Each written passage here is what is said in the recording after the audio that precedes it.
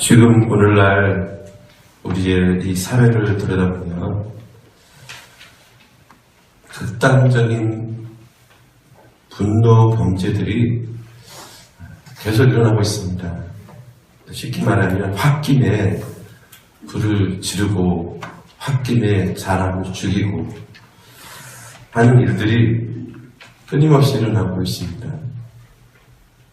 이 극단적인 분노 범죄는 충동 정해가 자존심과 엮이게 되면 이런 범죄가 일어난다고 합니다. 지난해 이 충동 장애로 병원을 찾은 사람이 5,544명이라고 합니다. 그래서 한번 생각해 봤습니다. 왜 이렇게 됐을까? 작금의 우리 사회는 이 다름을 인정하지 못하고 있는 것 같습니다. 나와 생각이 다르다는 것을 인정하지 못하고 나와 다르면 틀렸다고 생각해 버리게 됩니다. 다르다는 것과 틀리다는 것은 엄연히 다릅니다. 그런데 우리 사회는 이 다름을 인정하지 않고 있습니다. 그래서 나와 조금만 생각이 다르고 또 뜻이 다르면 틀렸다라고 아예 규정해버리고 정죄해버립니다. 한 사건을 놓고 너무나 다른 해석을 합니다. 서로 다른 해석을 인정하지 않고 정죄하고 비난하게 일색입니다. 우리가 지난해 4월에 있었던 이 세월호 사건을 봐도요. 처음에는 이 세월호 사건이 발생했을 때 온 국민이 안타까워하고 얼마나 분노했습니까? 그런데 시간이 지나면서 이 세월호를 대하는 국민들의 태도가 너무나도 분명하게 이분되어 있습니다. 세월호 사건의 진상을 반드시 밝혀야 한다는 사람들의 생각을 가지고 있는 사람들과 더 이상 이 세월에 대한 이야기는 그만둬야 한다고 주장하면서 심지어는 이 세월호 희생자들과 가족들에 대해서 인격적인 모독을 서슴지 않는 일들이 벌어지고 있다는 것입니다. 자, 여러분, 왜 우리 사회가 이렇게 되었을까요? 저는 개인적으로 이런 잘못된 선긋기는 분명히 정치권에서부터 시작되었다고 봅니다. 자기들의 지지 세력을 확보하기 위해서 나와 다르게 생각하는 사람들, 내 주변에서 제거함으로써 자신의 어떤 세력을 확고히 하려는 그런 형태들이 정치권에서부터 흘러나오고 있기 때문에 저는 진단하고 있습니다. 그래서 이 정치적 이익을 얻기 위해서 정치인들이 진보니 보수니 이런 대결을 만들고 사람들을 부추겨서 그래서 조장하고 있다고 봅니다. 그리고 이것은 비단 사상이나 성향 문제에서만 그런 것이 아니더라고요. 오늘 이 사회는, 이 시대는 그 어느 때보다도 지역 감정이 더욱더 심화되어 있습니다. 인터넷 들어가 보면은 예를 들어서 어떤 작은 사건 하나가 기사가 뜨면요. 그 사건이 특정 지역의 문제와 전혀 관계없는데 지역 감정을 자극하는 댓글들이 수없이 많이 올라옵니다. 그러면서 네 편을 갈라놓습니다. 또 요즘은 이 카톡이니 페이스북이니 같은 그 스마트폰, SNS를 통해서 이 자기들의 어떤 그런 편협한 생각들 마구잡이로 확산시키고 있습니다. 어쩌면 그래서 오늘 우리 사회가 더 심각한 사회 갈등을 겪고 있는지 모르겠습니다.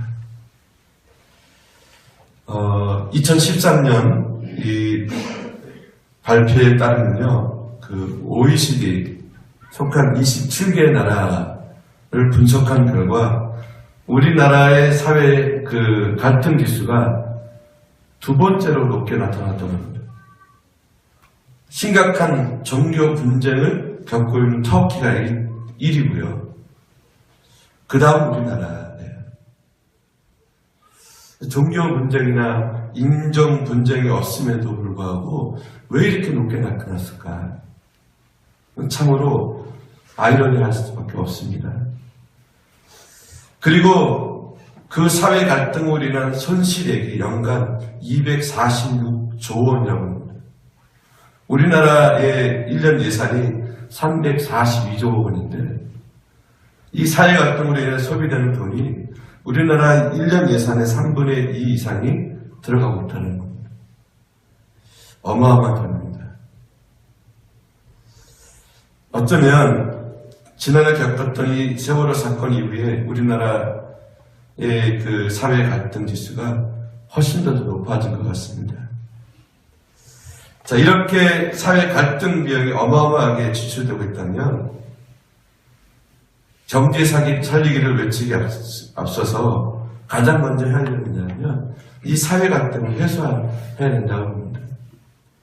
그런데 대통령이나 정치인들이 경제 살리기를 외치면서 사회적 갈등 문제를 해결하기 위해서 아무런 노력을 하고 있지 않습니다.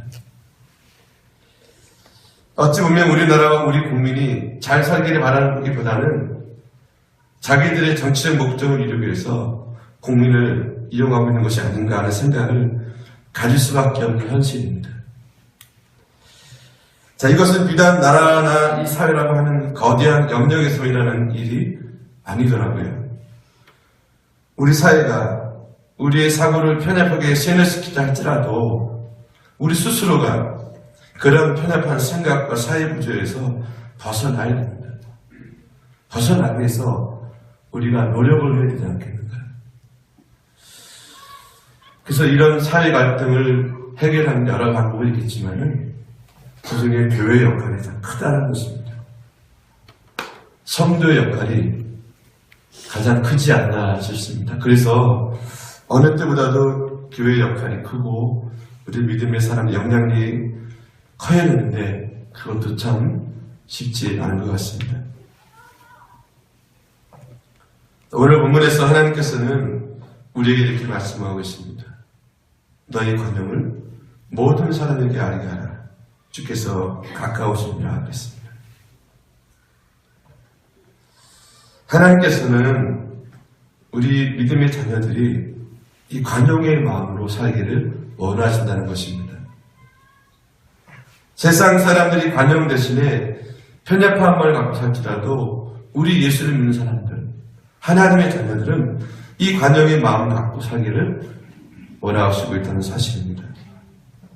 여러분, 이 관용이라는 말은 법적 용어인 공정함과 반대되는 그런 개념인 것입니다.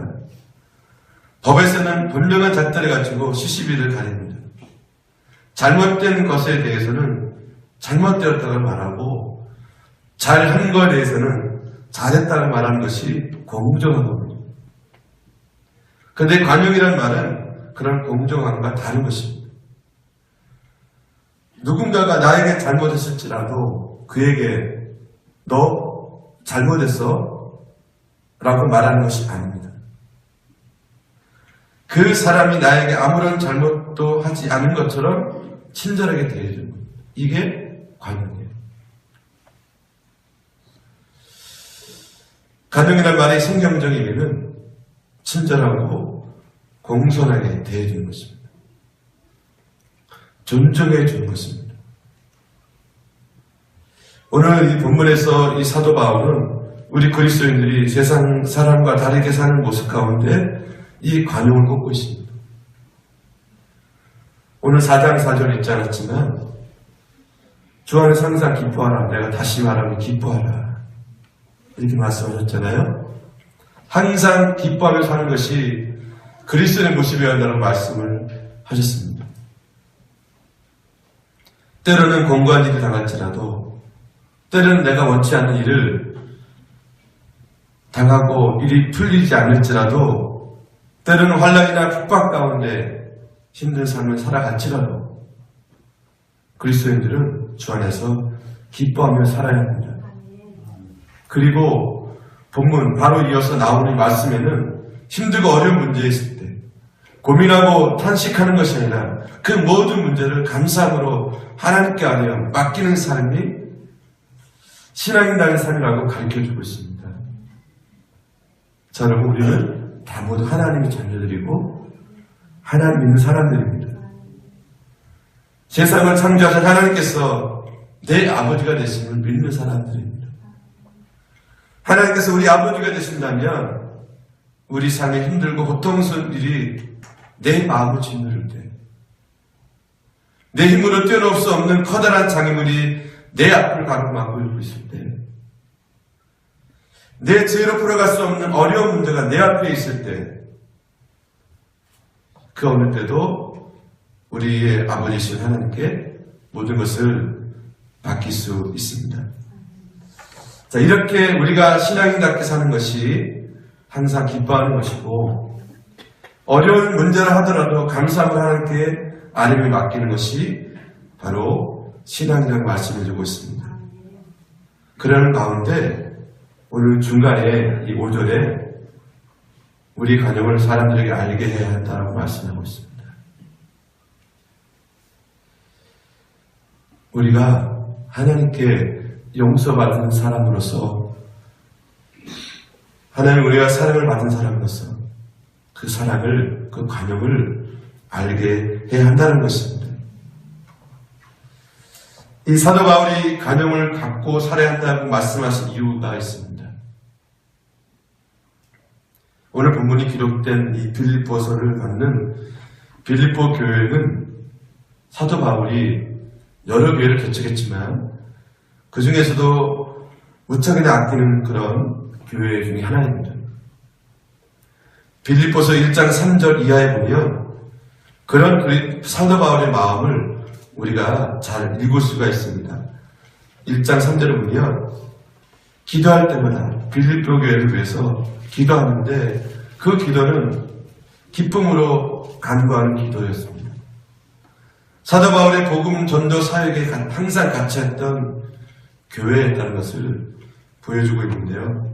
그 중에서 빌립보서 1장 8절에 보시게 되면 내가 예수 그리스도의 심장으로 너희 무리를 얼마나 사모하는지 하나님 내 증인이십니다. 자, 그리스도의 심장으로 살아가는 사람들이 빌립보 교인들이라고 말하고 있습니다. 여기서 예수 그리스도의 심장, 이 예수 그리스도의 심장이라는 말은 예수님께서 우리를 사랑하시는 그 사랑처럼 바울이 교인들을 사랑했다는 것입니다. 그런데 사도 바울이 그렇게 사랑하는 빌립보 교회인데 그 빌립보 교회에는 문제가 있었습니다. 그것은 뭐냐면 유오디아와 순두계 사이의 갈등입니다. 오늘 본문 바로 앞인 4장 2절에 이렇게 말씀하고 있습니다. 내가 유오디아를 권하고 순두계를 권하노니 주 안에서 같은 마음을 품으라. 유오디아와 순두계는 빌립보 교회를 잘 섬기는 여성도들입니다. 직분의 문제를 잘 알리지 않지만 아마도 권사님이나 장로쯤 되지 않았을까 싶습니다. 자, 이들은 교회에서 참으로 열심히 봉사를 했습니다. 4장 3절 말씀에 하면 이 사도 바울이 그들을 가리켜서 복음에 나와 함께한 여인들이라고 기록하고 있습니다. 복음을 위해서 참으로 열심히 사도 바울을 도왔던 그런 믿음의 사람들입니다. 그런데 그렇게 교회를 열심히 섬기고 바울을 도와서 복음 전도에 큰 힘이 되었던 두 여인이 서로 갈등을 겪고 있습니다. 모르긴 몰라도 교회를 위한다는 마음에서 서로가 마음이 맞지 않았던 모양입니다. 자기들 개인적인 어떤 일이나 그런 사건 때문에 다투고 갈등한 것이 아니라 교회를 섬기는 일에 서로 마음이 맞지 않아 갈등을 겪었던 것 같습니다. 그래서 오늘 본문에서 사도 바울은 너의 관용을 모든 사람에게 알게 하라 라고 말씀하고 있습니다. 교회에서 열심히 하는 것도 좋고 열심히 전도하는 것도 좋고 기도하는 것도 좋은데 더 중요한 것은 뭐냐면 서로가 사랑하고 서로가 이해하고 서로 용서하고 서로 관용하라는 그런 말씀인 것입니다. 오늘날 우리 시대의 교회 안에도요, 이 유오디아와 순디 같은 사람들이 있습니다. 교회에서 너무너무 열심히 하는 거예요. 남들이 부러워하고 칭찬할 만큼 열심히 합니다. 전도 잘하죠. 기도 잘하죠. 예배 참석 잘하죠. 그래서 교회의 지도자와 같은 사람들이 되었습니다. 그런데 이 사람이 관용하는 마음 갖지 못한다면 결국 교회를 혼란에 빠뜨리게 된다는 것입니다. 여러분, 오늘날 교회에 문제들이 종종 일어나는 것을 보게 되는데요. 자, 그 문제를 일으키는 사람들은 교회에서 열심히 일하는 사람들입니다. 열심히 한다고 하는 사람들이 사이에 관용하는 마음이 없는 거예요. 그래서 갈등을 일으킵니다. 자기 생각과 자기 계획대로 해야 한다고 생각하고 고집을 피우니까 교회가 큰 어려움에 빠지게 되는 거예요. 여기는 목사도 예외가 아닙니다. 아무리 많은 일을 하는 교회를 할지라도, 아무리 큰 교회고 아무리 세상적으로 대단한 일을 할지라도 갈등 겪고 싸움하는 교회를 통해서 하나의 영광을 받으실까? 절대로 그렇지 않은 겁니다.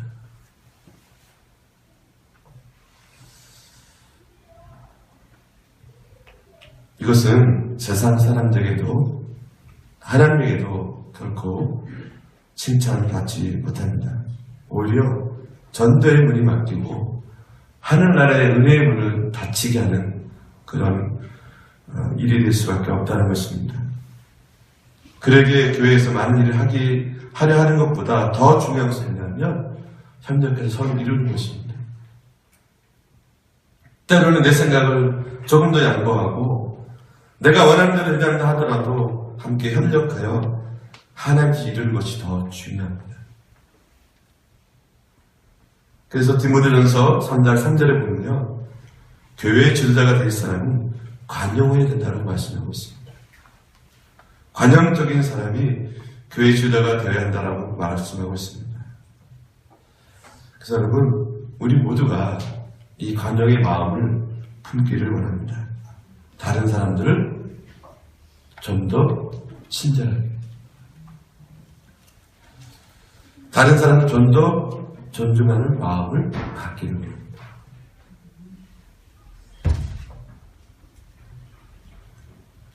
서로가 서로를 존중해 줄 때 우리는 세상 사람들에게 참다운 하나님의 자녀라는 모습을 우리가 보여줄 수 있는 것입니다.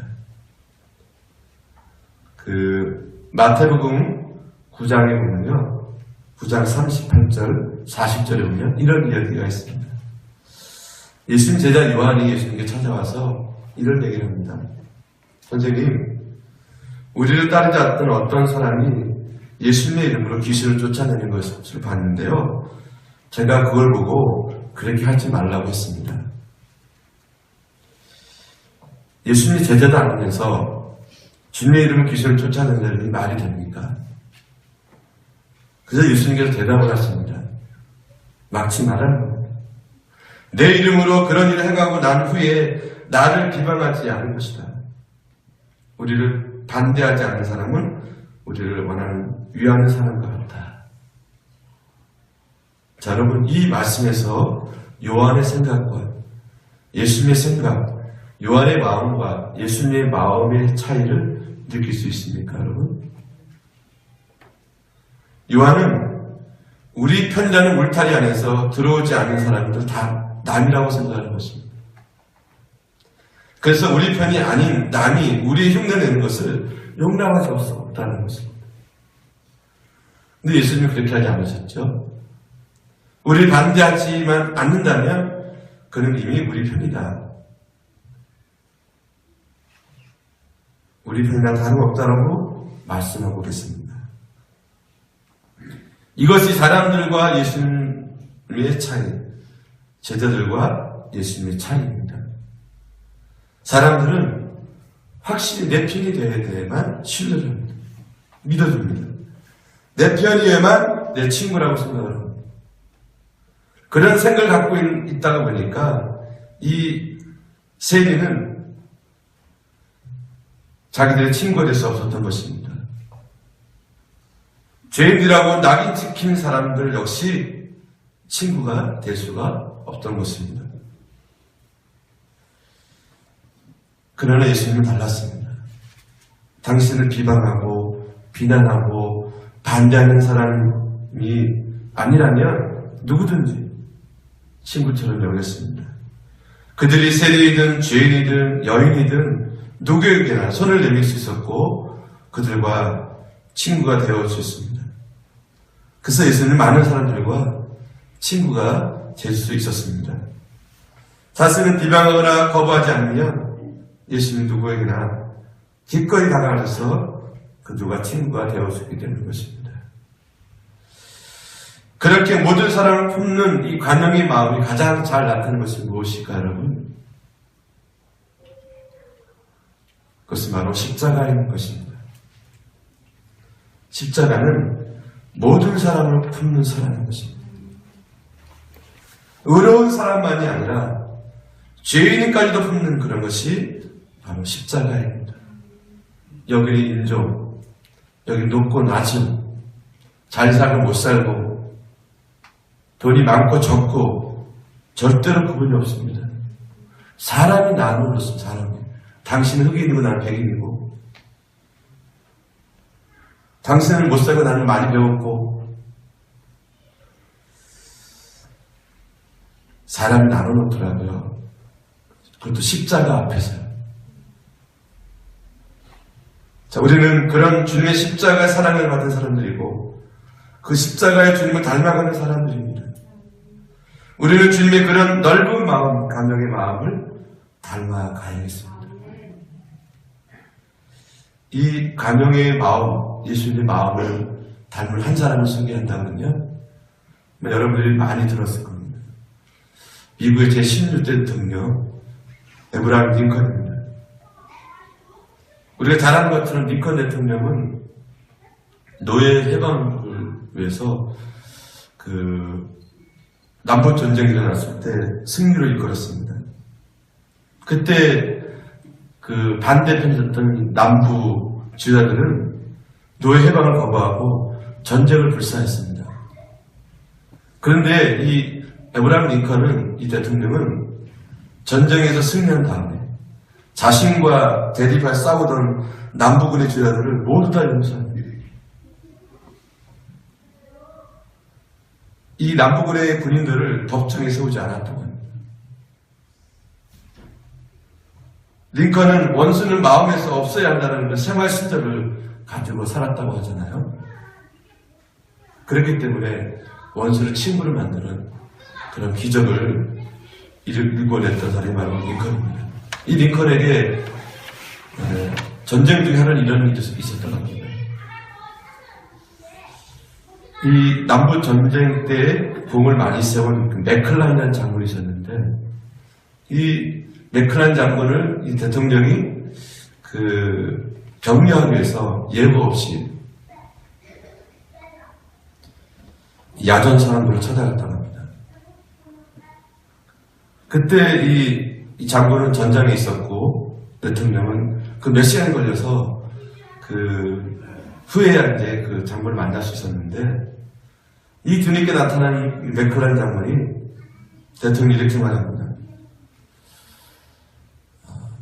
그것도 다른 사람 시켜서요, 진짜 장군이 너무나 피곤해서 잠이 들었습니다. 각하 죄송합니다. 이렇게 전했다고 합니다. 이 말을 옆에 있는 국방장관이 열받은 거죠. 감히 장군이 대통령이 찾아오는데 피곤하다고 잠을 자요. 그때 대통령이 이 국방장관에게 이렇게 얘기를 하고 타일렀다고 합니다. 지금 이 맥클란 장군에게 가장 필요한 것은 나를 만나는 일이 아닙니다. 전쟁에서 필요한 휴식을 취하는 것입니다. 아무리 그가 전쟁의 장군 한자도 시일거리를 내가 피할 수 없습니다. 저런 소신 있는 장군이 이 나라를 지키는 것입니다. 그리고 이 대통령은 조용히 그 자리를 떴다고 합니다. 여러분 정말 존경스러운 지도자의 모습이 아니겠습니까? 만약에 이 일이 우리나라에서 이 시대에 있었다면 어떻게 됐을까요? 오늘 우리 시대에도 이런 일들이 자연스럽게 일어나야 되겠죠. 특히 우리 예수 믿는 사람들에게, 교회 안에 이런 일들이 일상이 되어야 됩니다. 근데 어떤 분은 그런 얘기를 해요. 교회가 더 세상 만지 못하는 거, 더 냉정하다. 여러분, 이것은 우리의 참 모습이 아니라고 생각합니다. 논리가 맞고 그것이 아무리 타당하다 할지라도 우리 안에 그 사랑의 관용의 마음이 없으면 그것은 세상과 다른 것이 없는 것입니다. 내 생각만을 앞세워서 다른 사람을 정죄하고 비판하는 것, 그것이 아니라 그 사람 입장에서 한번 생각해주는 모습, 그 사람을 좀 더 배려하고 이해해주는 모습이 오늘 이 사회에 필요합니다. 아니, 우리 가정에서부터 이것이 시작이 되어야 됩니다. 부모에게 자녀들이 그런 관용을 배우고 자녀들이 학교에 가서 세상에 가서 그 관용의 마음을 베풀어야죠. 교회 안에서도 이것이 이루어져야 세상의 빛과 소금이 되는 것이 아닌가 싶습니다. 이것이 바로 예수 그리스도의 마음이고 성품인 것이죠. 아까 우리 기도하는 스타님도 예수님의 성품을 닮아가기를 기도하셨는데요. 여러분, 그렇습니다. 우리가 닮아간 것은 뭐냐면 그런 겉모습이 아니에요.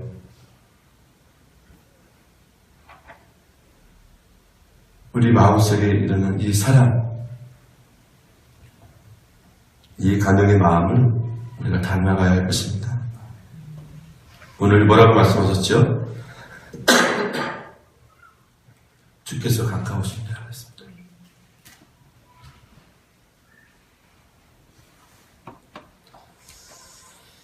자, 이것은 주님의 재림 말씀이기도 하면서 우리도 언젠가는 인생을 마감하고 정리할 때가 되지 않았습니까, 여러분? 살만큼 산 우리가 자기밖에 모르고 내 고집, 내 말만 하고 내 주장만 하고 다른 사람 입장을 생각하지 않고 그렇게 팍팍하게 살아간다면 그 인생이 얼마나 불쌍하겠습니까? 내가 보기에 상대방이 명백하게 잘못을 할지라도 곧 임하실 주님의 심판은 모든 것을 맡기는 겁니다. 그래서 우리는 그래야만요 용서와 사랑이 베풀어지는 것입니다. 저는 그렇게 살아가고 노력을 합니다. 뭐냐면요, 나는 누군가를 정죄하고 판단할 권리가 없다. 정죄, 판단, 심판은 오직 주님이 보시다. 그럼 나는 뭐 해야 되느냐? 나는 사랑하고 용서하고 오늘 말씀처럼 관용을 베푸는 겁니다.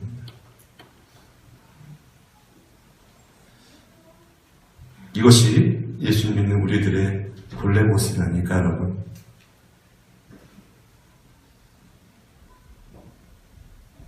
상대방을 있는 모습 그대로 존중해 주는 겁니다. 참, 이 못된 인간의 성품은요, 그런 것들이 내 안에 부글부글 끓습니다. 자, 원칙적으로 이런 부글부글 끓는 마음도 완전히 없어져야 진짜 예수님의 성품. 그냥 말로만 이게 아니라 정말 내 마음속에 이런 관용을 베풀어 줘야 됩니다. 말로 이렇게 하는데 돌아가서는 또 그냥 누구 어떻고 얘기를 하기 시작하거든요.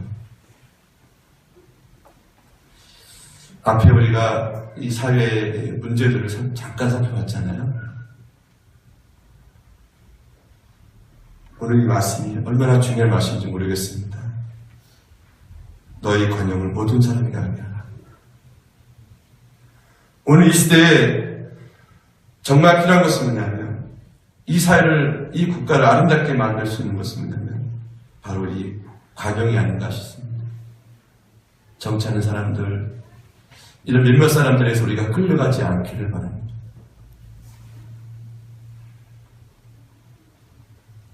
그리고 마지막으로 지금 여러분들이 관용을 베풀할 대상은 누구일까요?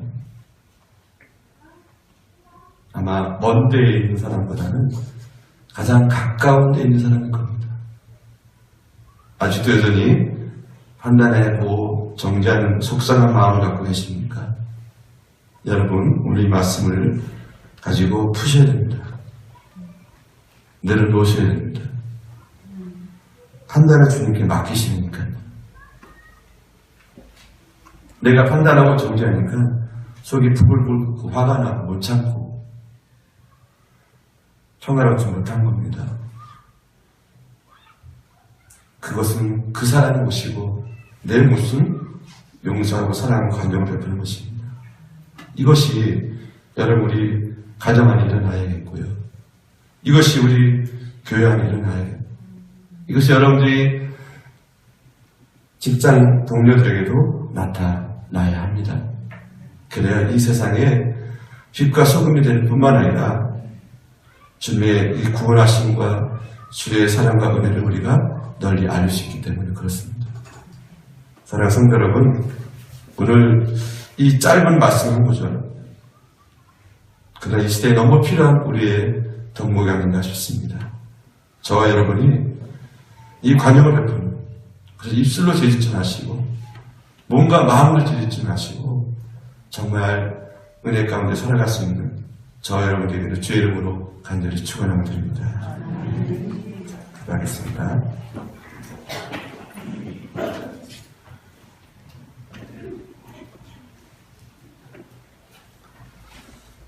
하나님, 시간 먼저 고백하는 것은 우리 마음속에 여전히 관용을 배우지 못한 그런 대상들이 있습니까? 좀 이 시간 우리 모두에게 예수 그리스도의 관용의 이 상품과 이 마음을 주시옵소서. 그래서 정말 모든 사람과 더불어 화평하고 주의 은혜와 복락을 누리는 사랑하는 성도들을 다 되게 해주시고, 이 사회가 점점 이렇게 험악해져 가는데 교회가, 성도들이 이런 세상을 향해서 주의 말씀을 삶으로 나눌 때 이 사회가 변화되고 악한 영에 끌려가는 세상이 아니라 주의 나라가 임하는 이 세상이 되기를 간절히 원합니다. 사랑하는 주님, 아직도 내가 어떤 그 꼴을 못 견다고 있다 그러면 그 못된 기질과 성품들을 하나님 제거해 주시고 정말 주의 사랑으로 충만한 저희들 되게 해주셔서 항상 감사하고 항상 은혜가 넘치는 사랑하는 성도들 다 되게 해 주시옵소서. 예수님의 이름으로 기도했습니다. 아멘.